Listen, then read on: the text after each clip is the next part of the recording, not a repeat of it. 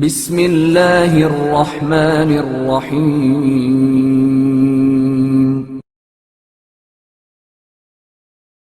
قبر سے آگ کے شعلے۔ مرحوم شیخ محمود عراقی کتاب دارالسلام میں قابل اعتماد افراد کے حوالے سے رقم فرماتے ہیں کہ ایک مرتبہ ہم تہران کے قبرستان امام زادہ حسن گئے۔ مغرب کا وقت ہونے ہی والا تھا۔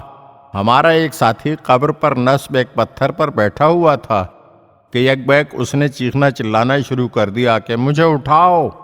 جب ہم اسے اٹھانے کے لیے قریب گئے تو ہم نے دیکھا کہ قبر کا پتھر آگ کی مانند گرم ہو رہا تھا۔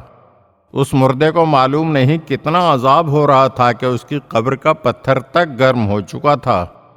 اس واقعے کو بیان کرنے والا کہتا ہے کہ میں صاحب قبر کو پہچانتا ہوں، البتہ ذلت و رسوائی کی وجہ سے اس کا نام لینا نہیں چاہتا۔